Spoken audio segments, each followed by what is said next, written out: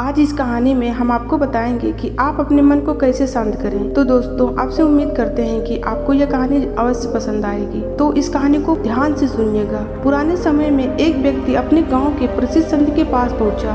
व्यक्ति ने संत से कहा कि गुरुजी, मैं बहुत दुखी हूँ। मेरे जीवन में कई समस्याएं एक साथ चलती रहती हैं। मैं एक हल करता हूँ तो दूसरी परेशानी आ जाती है। कृपया कोई ऐसा उपाय बताएं जिससे मेरी सभी बाधाएं खत्म हो जाए और मन हमेशा शांत रहे। संत ने उस व्यक्ति से कहा कि तुम्हारी समस्या का समाधान मैं कल बताऊंगा, लेकिन तुम्हें मेरा एक छोटा सा काम करना होगा। आज रात तुम्हें मेरे ऊँटों का ध्यान रखना है। जब सभी ऊँट सो जाएं तो तुम सो जाना। दुखी व्यक्ति ने संत का काम करने के लिए हाँ कर दी। रात में ऊँटों की देखभाल करने लगा।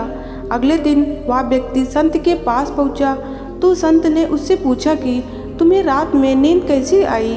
व्यक्ति ने जवाब दिया कि गुरुजी, मैं रात में सो नहीं सका। आपके ऊँटों ने मुझे परेशान कर दिया। मैं एक ऊँट को बैठाता तो दूसरा ऊँट खड़ा हो जाता।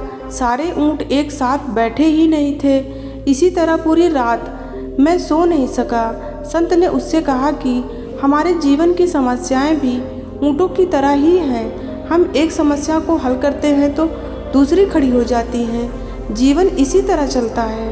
व्यक्ति ने पूछा, वह कैसे? जब जीवन ऐसे ही चलना है तो हमें क्या करना चाहिए?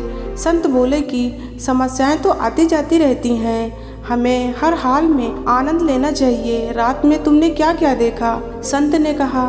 व्यक्ति बोला कि कुछ ऊँट तो खुद ही बैठ गए और सो गए थे। कुछ को मैंने बैठा दिया था, लेकिन कुछ ऊँट मेरे प्रयासों के बाद भी बैठे नहीं थे।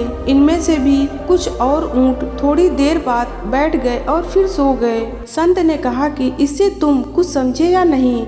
हमारी कुछ समस्याएं समय के साथ खुद ही हल हो जाती हैं। कुछ समस्याओं को हम हल कर लेते हैं, लेकिन कुछ समस्याएं हमारी कोशिश के बाद भी हल नहीं हो पाती हैं। ऐसी स्थिति में हमें प्रतीक्षा करनी चाहिए। हर पल दुखी नहीं रहना चाहिए। इन परेशानियों के बीच जीवन का आनंद लेना चाहिए।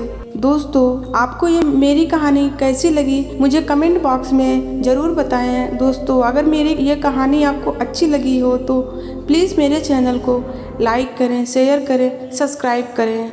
तब तक के लिए धन्यवाद मेरे प्यारे दोस्तों।